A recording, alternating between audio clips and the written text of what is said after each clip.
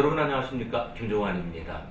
우리 생활이 윤택해지면서 많은 변화가 있습니다만 그 중에 가장 큰 것이 자신의 건강에 대해서 큰 관심을 갖고 있다는 얘기죠. 더군다나 100세 시대를 맞아서 나름대로 건강을 지키기 위한 여러 가지 요법들이 많이 선을 보이고 있습니다만 애석하게도 우리 주변에는 병마로 또 여러 가지 질병으로 인해서 고통을 받는 사람들이 너무나도 많습니다. 따라서 여러분의 시티타임즈에서는 지역의 명의를 찾아서 여러분께 소개하는 시간을 마련했는데요. 오늘은 그 첫 번째 시간으로 최근 늘어나고 있는 허리병 환자들에게 비수술 요법으로 치료를 해서 각광을 받고 있는 허리 전문 병원인 바로세움병원 황인석 원장님을 만나 뵙겠습니다. 원장님 안녕하세요. 안녕하십니까. 네, 앞서 말씀드린 대로 허리 전문 병원이라고 하니까 이제 바로세움병원 허리 아프면 가는 곳이구나 이렇게 알겠습니다만은 먼저 직접 바로세움병원은 어떤 병원인지 좀 소개를 해주세요. 저희가 이제 병원 명칭에서 바로세움 뜻하듯이 사람은 이제 나이가 들면 근육이 약해지고 각종 기관이 노화오기 때문에 앞으로 구부러집니다. 그래서 네. 대표적으로 척추가 앞으로 구부러지는 걸 바로 세운다. 그 뜻에 맞춰서 병원 이름이 바로세움이고요. 네. 2009년 12월에 그러니까 지금부터 약 5년 전에 중산동에 개업을 하였습니다. 그 당시는 척추 질환을 위주로 하였지만 사실 이제 척추 질환을 가지신 분들은 필연적으로 어깨, 무릎 등등 이제 관절도 같이 아프기 때문에 저희들이 최근에 의료진을 보강하여 관절 질환도 함께 치료를 하고 있습니다. 네.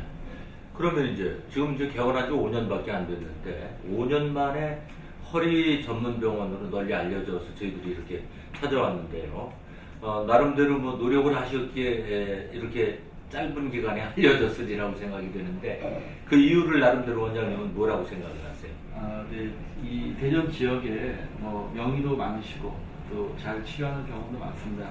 저희도 뭐 크게 다르지는 않지만 후발주자이다 보니까 이제 좀 더 환자를 일단 병을 치료하는 데 앞서서 직원들은 전체적으로 이제 환자들을 가족이라 생각해서 마음이 아픈 경우도 많습니다. 네, 그렇죠. 네. 그래서 그렇게 따스하게 대하도록 노력을 많이 했고, 특히 이제 의료진은 정확한 수술 또는 정확한 시술을 통해서 결국 그 치료 결과를 좋게 하는 데 노력을 많이 기울인 결과가 아닐까 좀 쑥스럽지만 예. 열심히 노력하고 있었습니다. 그래도 이제 뭐 조금 전에 말씀하셨듯이 대전시내 허리 전문 병원들이 많지 않습니까? 그래도 나름대로 바로세움 병원에 가면 이런 면에서 더 낫다. 우리 병원의 특색은 이런 것이다. 병원 나름대로 칼라가 있으리라고 생각이 되는데 바로세움 병원만의 특별한 치료법 같은 게 혹시 있을까요? 뭐 의사들은 다 전문의를 따게 되면 국가에서 배운 대로 정확하게 수술을 하게 됩니다. 그래서 특별히 다르다고 할 수 없지만 이제 사람의 그 노화 정도는 사람마다 다 각 개성이 다르듯이 네. 일견 병이 비슷해 보여도 네. 그 어떤 원인이라든지 경중이 다 다르거든요. 그거를 잘 좀 더 세밀하게 찾아서 적합한 시술을 하는데 많은 노력을 기울였습니다. 네. 그래서 예컨대 수술이 꼭 필요한 경우는 아주 수술을 잘 하도록 노력을 했고 수술이 굳이 필요하지 않은 사람들은 또 약이나 물리치료 같은 단순요법도 잘 듣지만 약 중간 단계에 있는 그런 사람들에게는 적절한 치료가 없었거든요. 네. 그런 사람들한테는 시술, 간단한 시술로 수술 못지않은 효과를 얻도록 노력을 많이 기울였습니다. 근데 이제 뭐 저도 아파서 병원을 찾는 경우가 있지만 수술하자 그러면 이제 환자 입장에서는 좀 겁먹고 거부 반응이 나오지 않습니까? 근데 이제 특히 허리 같은 것을 수술한다 그러면 큰 수술로 이어지지 않을까 이런 생각을 하는데 비수술 요법 이제 뭐 잠시 후에 제가 여쭤보겠습니다만은 조금 전에도 말씀을 하셨는데 수술할 건 수술하고 어지간하면 수술을 안 하는 쪽으로 해서 치유를 시킨다 하는 것이 이제 공감대를 나타내지 않을까 하는 그런 생각이 드는데 글쎄요 5년간 치료 실적 기억하실는지 모르겠어요. 네, 잠깐 찾아봤는데요. 예. 저희가 2009년 12월에 개원한 이래로 약 3만 명의 외래 환자를 보게 됐습니다. 네. 외래와 입원 환자. 네. 그 중에 이제 수술이나 시술을 했던 경우는 약 5,500건 네. 정도를 하였고, 또 그 외에 저희가 이제 진료뿐만 아니라 학술 활동으로서 네. 저희가 이제 중국이나 이런 해외에 그 학회를 포함하여 그 국내 학회 발표를 한 10건 정도 했고요. 네. 그 다음에 공인된 논문지에 한 3건 정도 하기 위해서 하였습니다. 네, 그렇군요.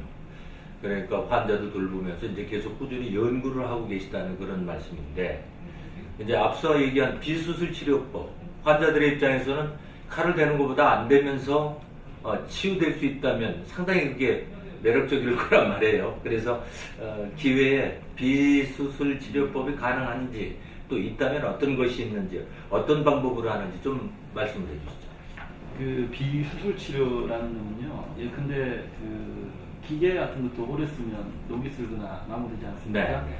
그러면 이 부속을 완전히 갈아야 할지 아니면 녹을 좀 닦아내고 윤활유를 바를지를 결정하게 됩니다. 그래서 예전에는 아예 약을 주고 단순 물리치료만 하든지 아니면 아예 수술하든지 너무 양극단에 있는 경우가 있는데요.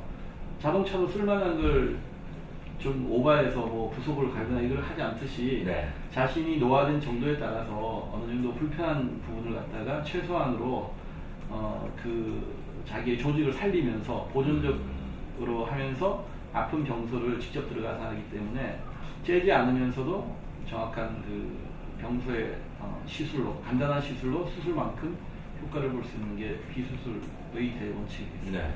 근데 뭐 그 방법도 여러 가지가 있더라고요. 제가 보니까 네. 이 병원 들어와서 보면 요소요소의 배너판이라든가 아니면 또 이제 그런 자세한 안내판을 제가 읽은 기억이 나거든요.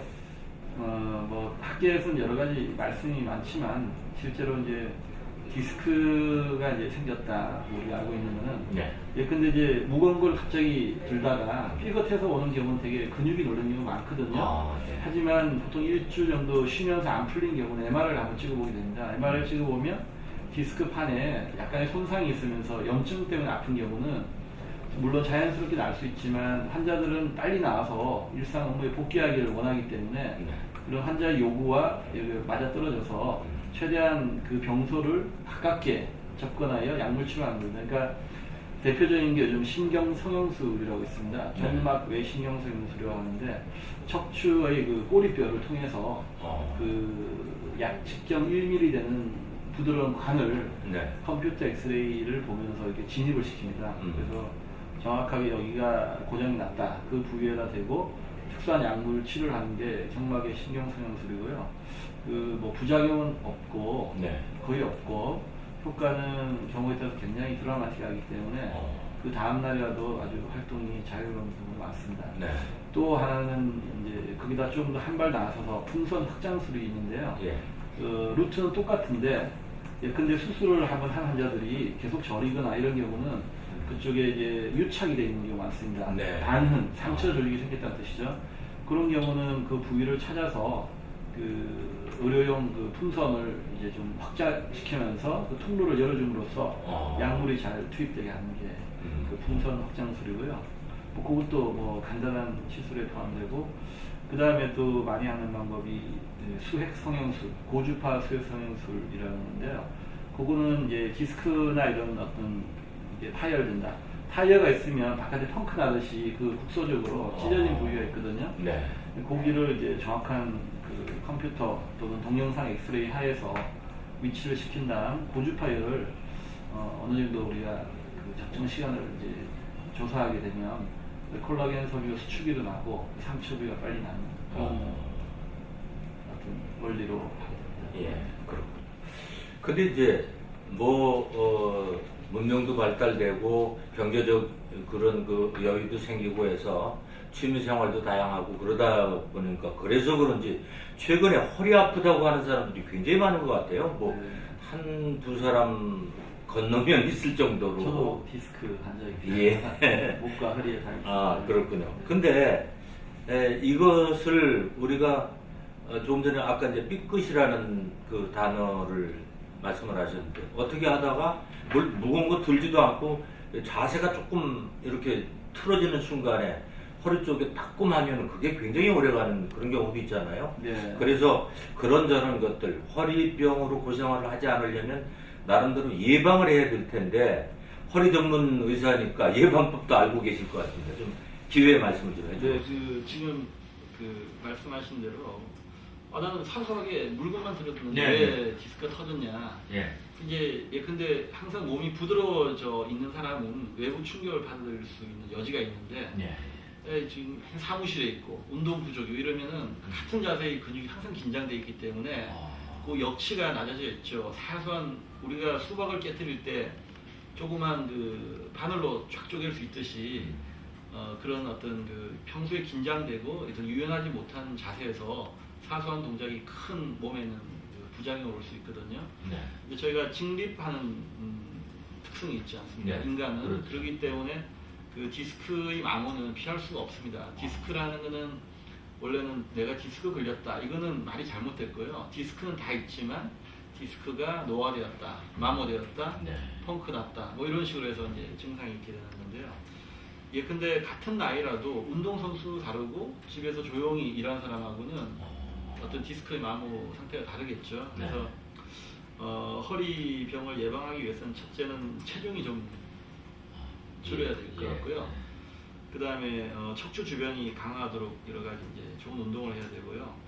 사무실에서 오래 앉아 있는 사람들은 의자에서 3-40분 또는 1시간 내에 자리에 일어나서 허리 주변 근육의 좀 긴장을 풀어주는 자세로 다른 자세를 바꿔주면 그것만으로도 상당히 허리병을 예방할 수 있는.